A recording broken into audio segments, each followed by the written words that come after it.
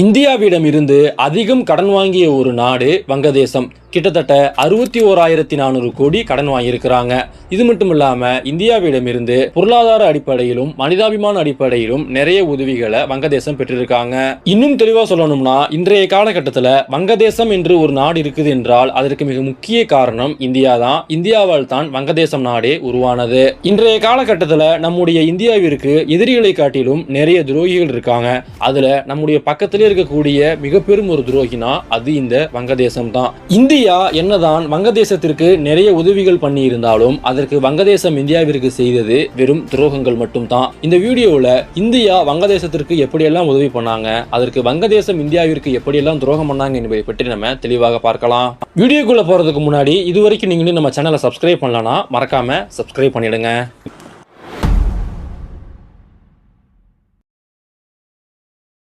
1947ஆம் ஆண்டு இந்திய பிரிவினைக்கு பிறகு இந்தியா பாகிஸ்தான் எனப்படும் இரண்டு நாடுகள் உருவானது. அதுல பாகிஸ்தானில் கிழக்கு பாகிஸ்தானின் ஒரு பகுதியாக இருந்ததுதான் இந்த வங்கதேசம். மேற்கு பாகிஸ்தான் மற்றும் கிழக்கு பாகிஸ்தானுக்கு இடையே 1600 கிலோமீட்டர் இடைவெளி என்பது இருந்தது. இந்த இரண்டு பகுதிகளுக்கு இடையே நம்முடைய இந்திய நாடு இருந்தது.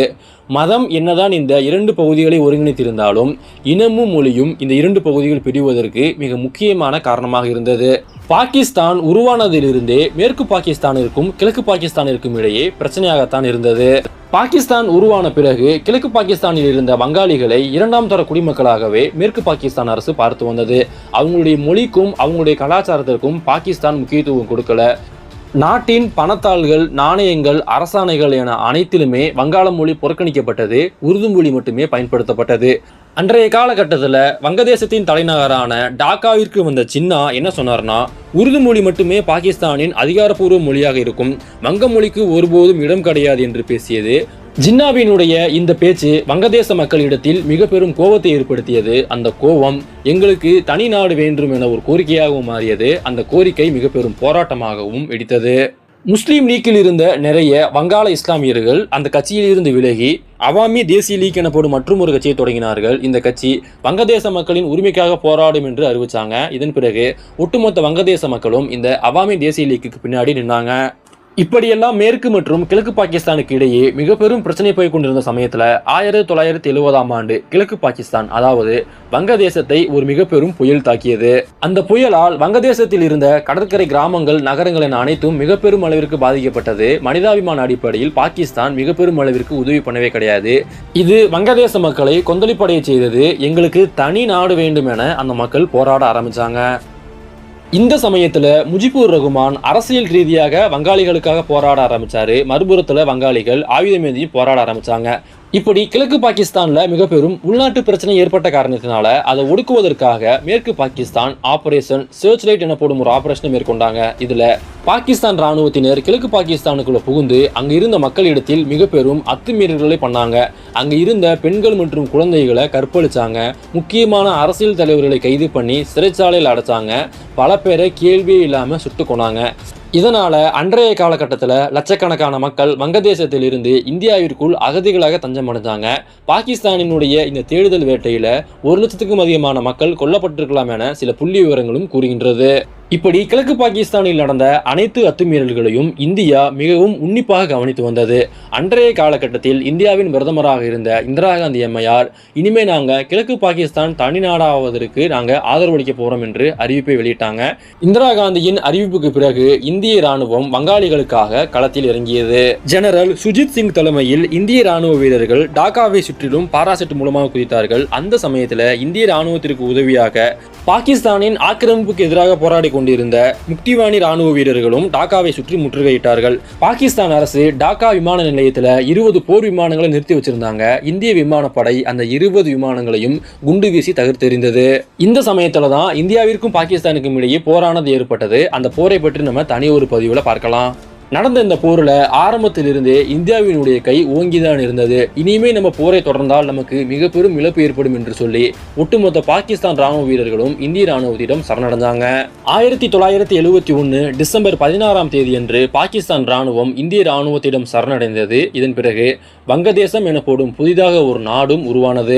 அந்த சமயத்துல வங்கதேசத்தின் கூடுதல் பாதுகாப்பிற்காக இந்திய இராணுவம் 1972 மார்ச் 19ஆம் தேதி வரைக்குமே வங்கதேசத்தை தான் தங்கியிருந்தாங்க.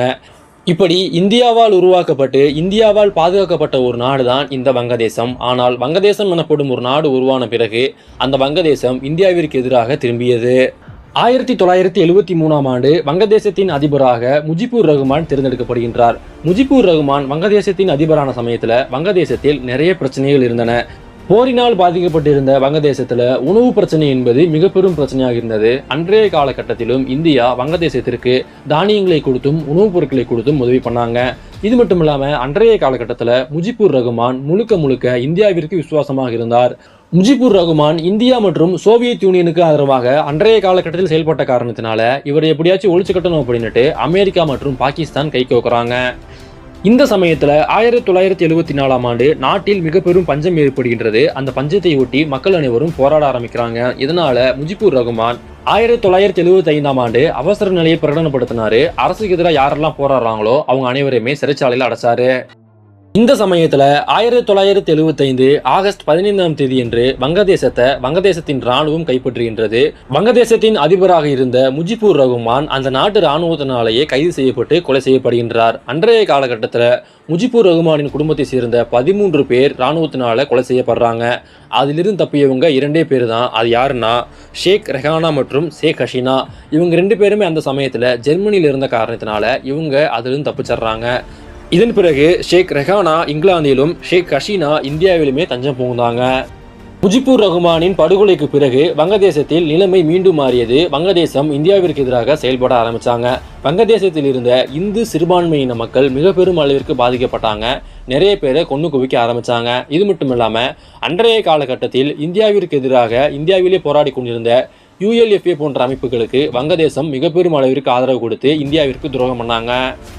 இந்த ஒரு சமயத்தில் தான் ஷேக் ஹசீனா இந்தியாவில் இருந்து மீண்டும் வங்கதேசம் சென்று அவாமி தேசிய லீக்கின் தலைவராக தேர்ந்தெடுக்கப்படுகின்றார். இதன் பிறகு 1996ஆம் ஆண்டு ஷேக் ஹசீனா வங்கதேசத்தின் அதிபராக தேர்ந்தெடுக்கப்பட்டார். 1996 இருந்து 2001 வரைக்கும் 2009 இருந்து 2024 வரைக்கும் ஷேக் ஹசீனா தான் வங்கதேசத்தின் அதிபராக இருந்தார். இவருடைய ஆட்சி காலகட்டத்தில் இந்தியாவுடன் இவர் நல்ல ஒரு உறவை தான் பேணி வந்தார். ஏன் அப்படின்னா இவருடைய அப்பாவிற்கும் இவங்களுக்கும் இந்தியா மிக பெரும் உதவி பண்ணாங்க. அதற்கு நன்றி கடனாக இவங்க இந்தியாவுடன் நெருங்கிய ஒரு நட்புறவுல இருந்தாங்க. இவங்க வங்கதேசத்தின் அதிபரான பிறகு இந்தியாவில் போராடி வந்த ULFA அமைப்பிற்கு கொடுத்த ஆதரவை திரும்ப பெற்றுக்கொண்டாங்க. இதன் பிறகு இந்தியாவுடன் நெருங்கிய ஒரு நட்புறவுமே இருந்தாங்க. இந்தியாவும் வங்கதேசத்திற்கு இராணுவ அடிப்படையிலும் பொருளாதார அடிப்படையிலும் நிறைய உதவிகள் பண்ணாங்க. இந்தியாவினுடைய பாதுகாப்பிற்கு ஒத்துழைத்து வடகிழக்கு இந்தியாவில் இந்தியாவிற்கு எதிராக போராடி வந்த போராளி குழுக்களுக்கு வங்கதேசம் கொடுத்த ஆதரவையும் இவங்க திரும்ப பெற்றுக்கொண்டாங்க. 2 நாடுகளுக்கும் இடையே எல்லைகளை தாண்டிய ரயில் மற்றும் போக்குவரத்து வசதிகள் இவங்களுடைய ஆட்சி காலகட்டத்தில் ஏற்பட்டது. இவங்களுடைய ஆட்சி காலகட்டத்தில் தான் இந்தியா வங்கதேசத்திற்கு 64,000 கோடி கடன் கொடுத்து வங்கதேசத்தின் வளர்ச்சிக்காக இந்தியா உதவி பண்ணாங்க. இப்படி அனைத்துமே நன்றாக போய்கொண்டிருந்த சமயத்தில் 2024ஆம் ஆண்டு வங்கதேசத்தில் ஒரு மிக பெரும் உள்நாட்டு கலவரம் ஏற்பட்டு ஷேக் ஹசீனாவினுடைய ஆட்சி கவிழ்க்கப்பட்டது. இதன் பிறகு அவங்க அங்கிருந்து தப்பி இந்தியாவில் தஞ்சமடைஞ்சாங்க. ஷேக் ஹசீனாவிற்கு பிறகு வந்த வங்கதேச அரசாங்கம் ஷேக் ஹசீனாவிற்கு மரண தண்டனை கொடுக்க போவதாக அறிவித்தாங்க. இது மட்டும் இல்லாமல் இது நாள் வரைக்கும் இந்தியா செய்த அனைத்து உதவிகளையும் மறந்து இந்தியாவிற்கு எதிராக மாறினாங்க. இந்தியாவிற்கே துரோகம் பண்ணாங்க. இந்தியாவின் எதிரி நாடுகளான சீனா, பாகிஸ்தான், துருக்கி போன்ற நாடுகளுடன் அதிகமாக நட்புறவை வளர்த்து கொண்டாங்க. சீனாவிடமிருந்து போர் விமானங்களையும் துருக்கியிடமிருந்து ட்ரோன்களையும் வாங்கி குவிச்சாங்க. இது மட்டும் இல்லாமல் பாகிஸ்தான் மற்றும் சீனாவுடன் சேர்ந்து கொண்டு நாங்கள் சிலிகுரி காரிடாரை தாக்குவோம், இதன் மூலமாக இந்தியாவின் வடகிழக்கு மாநிலங்களை நாங்கள் பிரிக்க போகிறோம் என்றுமே எச்சரிக்கை கொடுத்தாங்க. இப்படி புவிசார் அரசியல் ரீதியாக வங்கதேசம் ஒட்டுமொத்தமாக இந்தியாவிற்கு எதிராக திரும்பினாங்க. மறுபுறத்தில் வங்கதேசத்தில் இருந்த இந்து சிறுபான்மையின மக்கள் மிக பெரும் அளவிற்கு பாதிக்கப்பட்டாங்க. அங்கு இருந்த இஸ்லாமிய அடிப்படைவாதிகள்னால அங்கு இருந்த இந்துக்கள் பாதிக்கப்பட்டாங்க. இந்துக்களை கொடூரமாக கொலை பண்ணாங்க. அவங்களுக்கு எதிராக பல குற்றங்களும் அரங்கேறியது. இந்தியாவால் உருவாக்கப்பட்டு இந்தியாவால் வளர்த்தெடுக்கப்பட்ட ஒரு நாடு இந்த வங்கதேசம். ஆனால் இன்றைய காலகட்டத்தில் ஒட்டுமொத்தமாக இந்தியாவிற்கு எதிராக மாறி நிற்கிறாங்க. வங்கதேசம் இன்னைக்கு என்னதான் இந்தியாவிற்கு எதிராக திரும்பி இந்தியாவிற்கு மிக பெரும் அளவிற்கு துரோகங்களை பண்ணி கொண்டிருந்தாலும் அண்மையிலும் கூட இந்தியா வங்கதேசத்திற்கு மிக பெரும் உதவியை பண்ணாங்க. ஈரான் அமெரிக்கா போர்னால மிக பெரும் எண்ணெய் தட்டுப்பாடு ஏற்பட்டது. அந்த சமயத்துல ஒட்டுமொத்த வங்கதேசமும் திவாலாகக்கூடிய நிலைமை இருந்தது. அந்த இக்கட்டான சமயத்துல இந்தியா வங்கதேசத்திற்கு ஆயில் கொடுத்து உதவி பண்ணாங்க. இப்படி என்னதான் மீண்டும் மீண்டும் இந்தியா வங்கதேசத்திற்கு உதவி பண்ணாலுமே வங்கதேசம் மீண்டும் மீண்டும் இந்தியாவிற்கு துரோகம் தான் பண்ணி கொண்டு வர்றாங்க. இந்தியா இனியாவது வங்கதேசத்திற்கு உதவி பண்ணாம நமக்கு விசுவாசமாக இருக்கக்கூடிய நாடுகளுக்கு உதவி பண்ணா அது அந்த நாட்டு வளர்ச்சிக்கும் உதவும், இந்தியாவிற்கும் பாதுகாப்பு என்பது அதிகரிக்கும்.